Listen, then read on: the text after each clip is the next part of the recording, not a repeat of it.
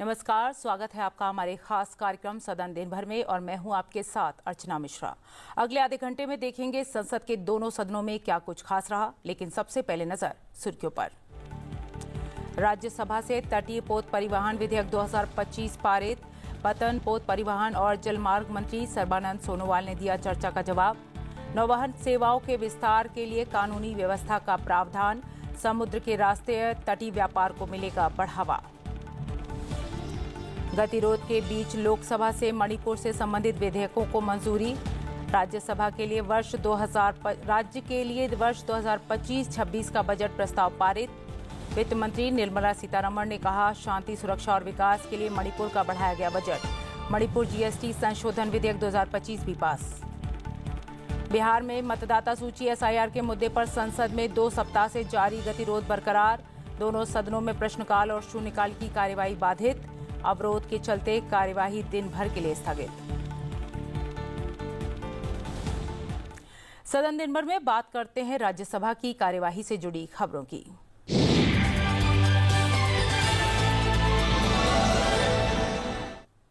बिहार में मतदाता सूची विशेष गहन पुनरीक्षण के मुद्दे पर राज्यसभा में सत्ता पक्ष और विपक्ष के बीच 2 सप्ताह से भी अधिक समय से चला रहा गतिरोध अभी भी बरकरार है। विपक्ष इस मुद्दे पर चर्चा कराने की मांग पर अड़ा है। इस मुद्दे पर आज भी सदन में शोरगुल जारी रहा, जिससे सदन की कार्यवाही पहले 2 बजे तक और फिर दिन भर के लिए स्थगित करनी पड़ी। सुबह 11 बजे कार्यवाही शुरू होने पर विभिन्न मंत्रालयों से जुड़े पत्र सभा के पटल पर रखवाए गए। Shri Gajendra Singh Shekhawat. Sir, with your permission, I rise to lay on the table of the House the papers mentioned against my name at serial number 1A in today's revised list of business. Shri Kirtivardhan Singh. Deputy Chairman, sir, with your permission, I rise to lay on the table of the House the papers related to the Ministry of Environment, Forest and Climate Change, as mentioned against my name at point number B of serial number 1 in today's revised list of business. Thank you, sir.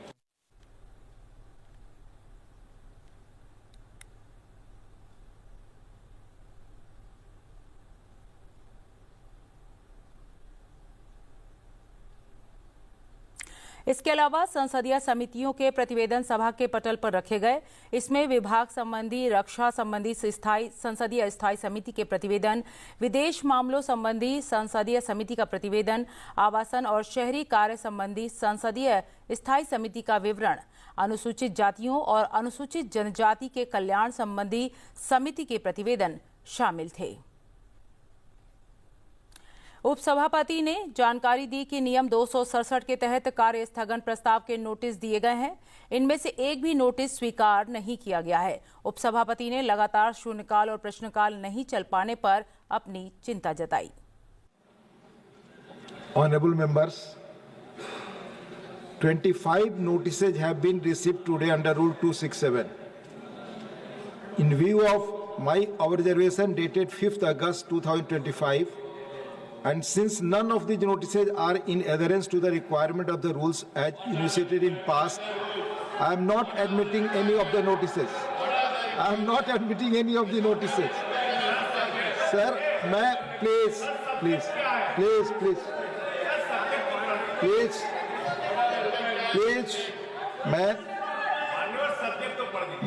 मैं 2021 में the then chairman की एक ruling का अंश सुना रहा हूं आपको।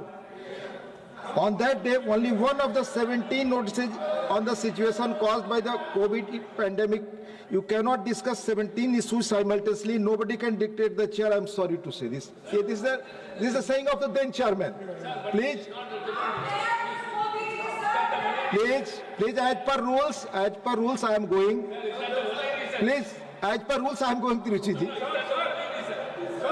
As per rules, I am going. Yes, I am going as per rules. Sir, I am talking about this now. Please allow me जो माननीय सदस्य 0 आवर में जिन्होंने अपनी बातें रखने के लिए जिनकी बातें स्वीकृत हैं, उनका नाम मैं बुला रहा हूं। Please help me. 0 hour members का आवर है, क्वेश्चन आवर मेंबर्स का आवर है। प्लीज मैं रिक्वेस्ट करूंगा अपनी सीट पर रहें। मैं पुनः आपसे निवेदन करूंगा ऑनरेबल मेंबर्स, वर्तमान सत्र में अब तक विभिन्न महत्वपूर्ण विषयों पर हमारे पास 180 start questions, 180 zero hour submissions, 180 special mentions raise करने का मौका था, लेकिन लगातार व्यवधान के कारण हम केवल 13 start questions, 5 zero hour submissions और 17 स्पेशल मेंशंस ही ले पाए। व्यवधान के कारण इस सत्र में अब तक 51 घंटे 30 मिनट हम गंवा चुके हैं। हमारी जिम्मेदारी देश की जनता के प्रति है। प्लीज प्लीज प्लीज प्लीज आप हाउस में ऑर्डर बनाए रखें, मैं आपको बोलने का मौका दूं। Please maintain the order. मैं डिसऑर्डर में ऑर्डर नहीं दे सकता। Please please go back to your seats. I will raise. Please no please. The house stands adjourned to meet at 2 PM। Rajya Sabha में विपक्ष के गतिरोध के बीच तटीय पोत परिवहन विधेयक 2025 को पारित कर दिया गया। लोकसभा ने यह विधेयक 3 अप्रैल को पारित किया था। विधेयक पारित होने के बाद सदन की कार्यवाही दिन भर के लिए स्थगित कर दी गई। एक स्थगन के बाद दोपहर 2 बजे सदन की कार्यवाही शुरू होने पर विपक्ष के अवरोध के बीच पीठासीन उपसभापति घनश्याम तिवाड़ी ने पतन पोत परिवहन और जलमार्ग मंत्री सर्बानंद सोनोवाल को तटीय पोत परिवहन विधेयक पेश करने को कहा। बिल पेश करते हुए केंद्रीय मंत्री ने कहा कि इस विधेयक में भारतीय तटीय जल क्षेत्र में व्यापार में लगे जहाजों को विनियमित करने का प्रावधान है और इससे समुद्र के रास्ते तटीय व्यापार को बढ़ावा मिलने की उम्मीद है। विपक्षी सदस्यों के शोरगुल के बीच विधेयक पर संक्षिप्त बहस हुई। 2025 to consolidate and amend the law relating to regulation of coastal shipping, promote coastal trade and encourage domestic participation therein, to ensure that India is equipped with a coastal fleet owned, operated by the citizen of India for its national security and commercial needs and for matter connected therewith or incidental thereto as by the Lok Sabha be taken into consideration. Motion move. यह विधेयक नीतिगत बदलावों से कहीं अधिक एक राष्ट्रीय संकल्प है, एक ऐसा संकल्प जो हमारे तटीय क्षेत्रों को सशक्त करने, हमारे नागरिकों को प्राथमिकता देने और भारतीय नौवहन क्षेत्र को संगठित एवं समर्पित स्वरूप देने के लिए उठाया गया है। महोदय, माननीय प्रधानमंत्री श्री नरेंद्र मोदी जी ने हमेशा यह विश्वास जताया है कि समुद्र भारत की समृद्धि के द्वार हैं। आज यह विधेयक उन्हीं विचारों को ठोस धरातल पर उतारने की दिशा में एक ऐतिहासिक प्रयास है। Thank the government to introduce this bill because this is very important to regulate the shipping transport, shipping trade, not only in India but also in other countries. Now I have 3-4 suggestions. Now I wish to make that bill under clause 3 removes the license for the vessels owned by Indians doing trade in our territorial waters, including maritime zones. Our YSR party welcome this bill.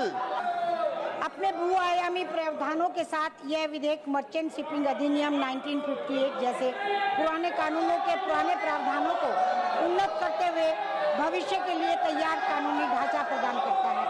प्रस्तावित विधेयक भारत के तटीय व्यापार में विदेशी जहाजों के licence और विनियम के लिए प्रमुख प्रावधान प्रस्तुत करता है कि हमारे कोस्टल शिपिंग और इनलैंड वाटरवेज पिछले 10 वर्षों में we have seen a sea change in growing this sector. 10 years ago, there were only 5 national waterways. Today, there are 26 national waterways. 10 years ago, only 18 million tons of cargo were being moved on national waterways. Today, a decade later, 133 million tons of cargo are being moved on national waterways. मैं मंत्री जी को इसलिए भी बधाई देना चाहूँगा कि today waterways only constitute 2% of our transport mix. मंत्री जी का जो विजन है, केंद्र सरकार और मोदी जी का जो विजन है कि हमारे inland waterways as per Maritime India Vision 2030 to take our waterway mix to 5% of our total transportation mix. This will improve make in India, will make costs cheaper, will benefit our farmers and will allow us to grow our manufacturing base. Its own legal identity, liberating it from the outdated confines of the Merchant Shipping Act of 1958, sir. and in doing so, it sends a strong message. India's maritime future will not just be deep sea and global, it will also be local, coastal and regional. Why this bill matters? Dedicated law for domestic and maritime growth. Okay, sir. East of doing coastal business, sir, and empowering Indian vessels and workers, maritime security and oversight. इसके बाद पतन, पोत परिवहन और जलमार्ग मंत्री ने चर्चा का जवाब दिया। As you know, this is a very significant reform initiative under the dynamic leadership of our Honorable Prime Minister Narendra Modi ji, which has particularly unlocked the full potential of India's vast and strategic coastline, which stretches over 11,098 kilometers across 9 coastal states and 4 union territories. To support the goal of growing India's coastal cargo share to 230 million metric ton by 2030, we need a framework that minimizes regulation while maximizing facilitation of growth opportunity in coastal trade. The Coastal Shipping Bill 2025 is designed to make coastal trade easier, more competitive and better integrated with India's overall transport vision. Sir, presently regulation and licensing of coastal shipping is governed by Part 14 of the Maritime Shipping Act 1958. The current bill provides a holistic, forward-looking and progressive legal framework suited to today's commercial realities in line with the globally prevalent cabotage practices. जवाब के बाद विधेयक को ध्वनिमत से मंजूरी दे दी गई। इसके साथ ही पीठासीन उपसभापति ने विपक्षी सदस्यों के अवरोध को देखते हुए कार्यवाही दिन भर के लिए स्थगित कर दी। Sri Sarvanand Sonowal to move that the bill be passed. Sir, I move that the bill be passed. Motion moved that the bill be passed. The question is that the bill be passed. Those in favor will please say aye. Those against will please say no. I think the ayes have it. The ayes have it. The ayes have it. The bill is passed.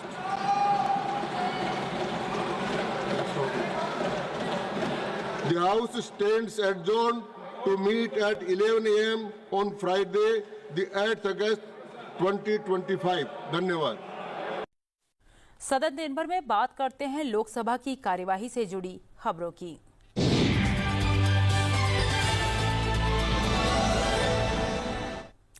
Lok Sabha की कार्यवाही में लगातार गतिरोध जारी है। विपक्षी सदस्यों की ओर से कार्यवाही बाधित हुई।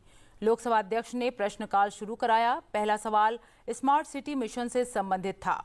शोर शराबे के बीच आवासन और शहरी मामलों के मंत्री मनोहर लाल ने जवाब दिया। स्मार्ट सिटी मिशन जो 2015 में शुरू हुआ, इसके अंतर्गत कुल 9,216 करोड़ की लागत के 196 पीपीपी और ये योजनाएं शुरू की गई।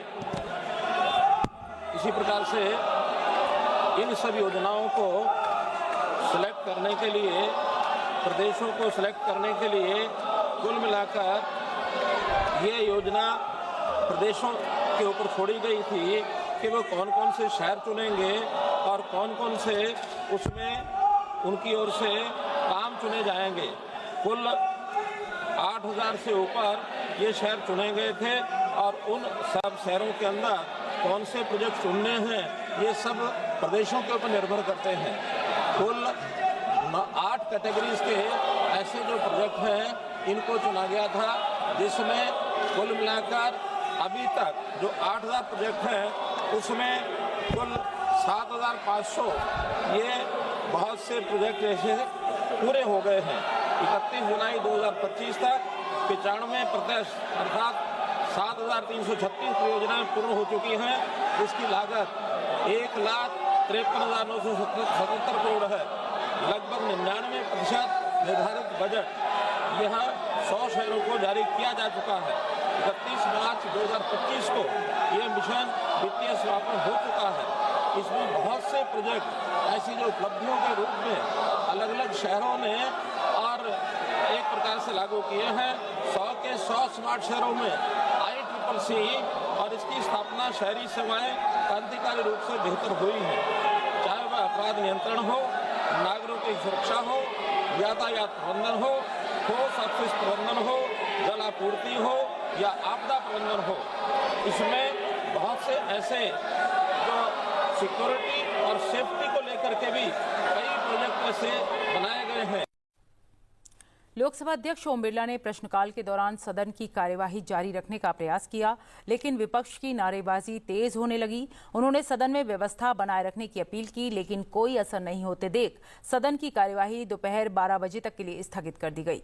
माननीय सदस्यगण, आज प्रश्नकाल में महत्वपूर्ण मंत्रालय विभागों पर चर्चा है। विशेष रूप से हमारे जनजाति क्षेत्र के बहुत माननीय सदस्य आज प्रश्न पूछना चाहते हैं।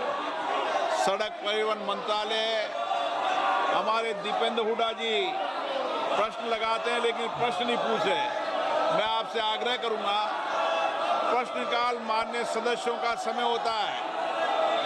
आपको जनता ने बहुत अपेक्षाओं के साथ चुनकर भेजा है। मेरा हमेशा प्रयास रहता है सदन चले, सदन में चर्चा और संवाद हो, प्रश्नकाल पर महत्वपूर्ण सवाल उठे, सरकार की जिम्मेदारी तय हो। मैं रोज आपसे आग्रह करता हूं, लेकिन रोजाना आप नियोजित तरीके से सदन को बाधित करना चाह रहे हैं। आप तख्तियां लेकर आ रहे हैं। आपको जिस विषय पर भी चर्चा करनी है, संवाद करना है, आप नियम प्रक्रियाओं के तहत नोटिस दो, मैं आपको सब पर अलाउ करूंगा। आप सदन चलाना चाहते हैं, सदन नहीं चलाना चाहते, देश की जनता आपको देख रही है कि आप चुनकर आने के बाद भी लोकतंत्र की मर्यादाओं, परंपराओं का पालन नहीं कर रहे। मैं पुनः आग्रह करता हूं, आप अपनी अपनी सीट पर जाकर बैठे। मैं सदन की कार्रवाई चलाना चाहता हूं। सदन की कार्रवाई आज 12 बजे तक के लिए स्थगित की जाती है। एक बार के स्थगन के बाद दोपहर 12 बजे कार्यवाही फिर शुरू होते विपक्षी सदस्य सदन के बीचों बीच आकर नारेबाजी करने लगे। पीठासीन संध्या राय ने अवरोध के बीच जरूरी कागजात सभापटल पर रखवाए। सदन में विद्युत मंत्रालय, सड़क परिवहन और राजमार्ग मंत्रालय और आवासन और शहरी कार्य मंत्रालय से जुड़े पत्र रखे गए। इसके अलावा अनुसूचित जातियों और अनुसूचित जनजाति के कल्याण संबंधी समिति के प्रतिवेदन, अनुसूचित जातियों और अनुसूचित जनजाति के कल्याण संबंधी समिति का अध्ययन, दौरा संबंधी प्रतिवेदन, रक्षा संबंधी स्थायी समिति के प्रतिवेदन, रक्षा संबंधी स्थायी समिति के अंतिम की गई कार्रवाई संबंधी विवरण, साथ ही विदेशी मामलों संबंधी संसदीय स्थायी समिति के प्रतिवेदन, आवासन और शहरी कार्य संबंधी स्थायी समिति के विवरण शामिल थे। शोर शराबे के बीच वित्त मंत्री निर्मला सीतारमण ने मणिपुर जीएसटी संशोधन विधेयक 2025 पेश किया। I rise to move for leave to introduce a bill further to amend the Manipur Goods and Services Tax Act 2017. प्रश्न यह है कि विधेयक को पुनर्स्थापित करने की अनुमति प्रदान की जाए। जो सदस्य इसके पक्ष में वो हाँ कहें, जो सदस्य इसके विरोध में वो ना कहें। मेरे विचार में निर्णय हाँ वालों के पक्ष में हुआ, हाँ वालों के पक्ष में हुआ। माननीय मंत्री जी विधेयक को पुनर्स्थापित करें। Madam, I introduce the bill. इसके बाद वित्त मंत्री निर्मला सीतारमण ने मणिपुर जीएसटी अध्यादेश 2025 के बारे में विवरण सभा के पटल पर रखा। I rise to lay on the table an explanatory statement, Hindi and English versions, showing reasons for immediate legislation by promulgation of the Manipur Goods and Services Tax Amendment Ordinance 2025, number 1 of the 2025. सदन में लगातार अवरोध के कारण सदन की कार्यवाही 2 बजे तक के लिए स्थगित कर दी गई। आप सभी का जो व्यवहार है बिल्कुल ठीक नहीं है। आप सब इस देश के लोकतंत्र के इस मंदिर में हम सबको यहाँ देश की जनता ने चुनकर पहुँचाया है। हमको हर विषय पर चर्चा करनी चाहिए। आप सब सदन की कार्रवाई नहीं चलाना चाहते। प्लीज आप सब अपनी अपनी सीट पर विराजिए। आप सदन की कार्रवाई नहीं चलाना चाहते। सभा की कार्रवाई 2 बजे तक के लिए स्थगित की जाती है। दोपहर 2 बजे जब सदन की कार्यवाही शुरू हुई तो वित्त मंत्री ने मणिपुर वस्तु एवं सेवा कर संशोधन विधेयक 2025 को पेश करने और पारित करने के कारण और आवश्यकता के बारे में जानकारी दी।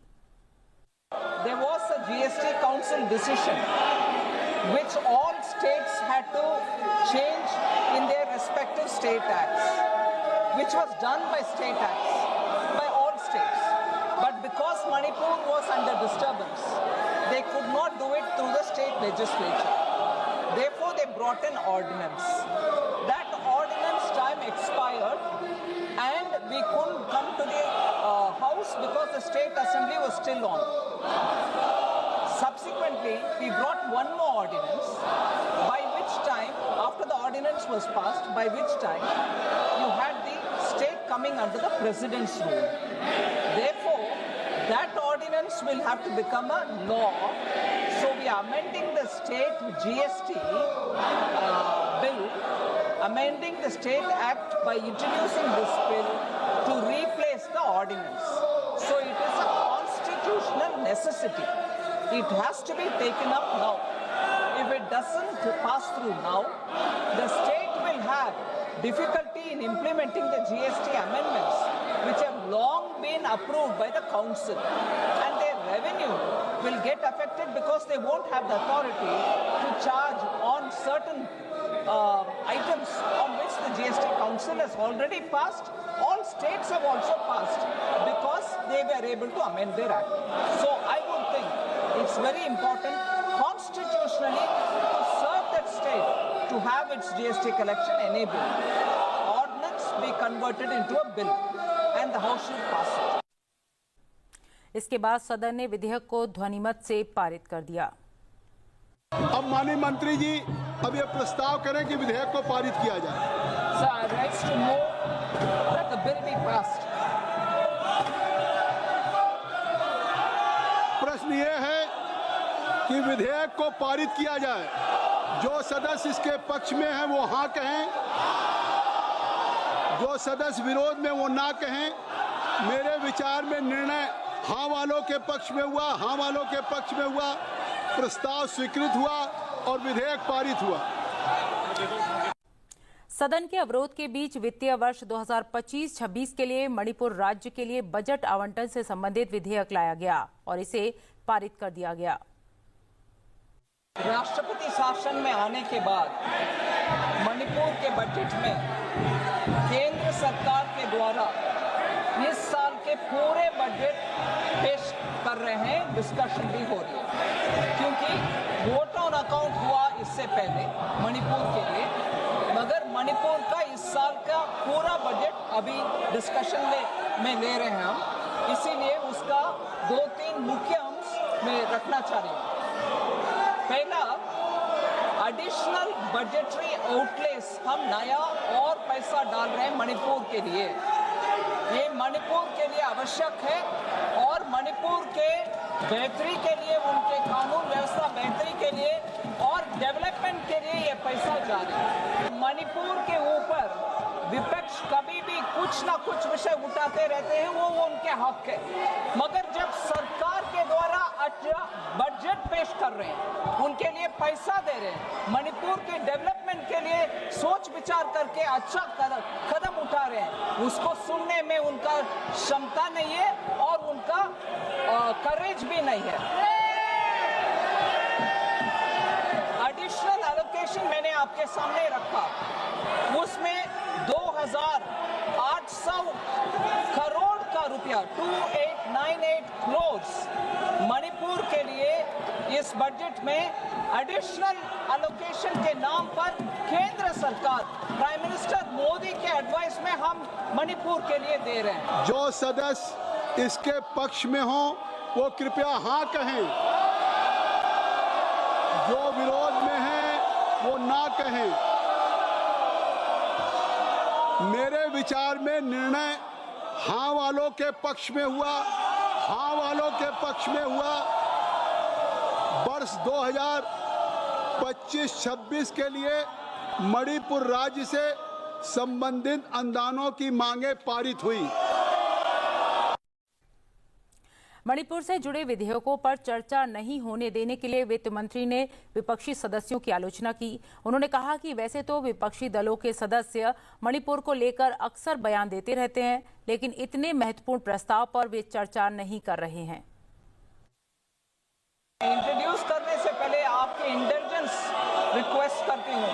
मणिपुर के लिए गड़ियाली आंसू बहने वाले ऑपोजिशन पार्टी आज पैसा देने के लिए इंकार कर, शेम है सर, बिल्कुल शेम है।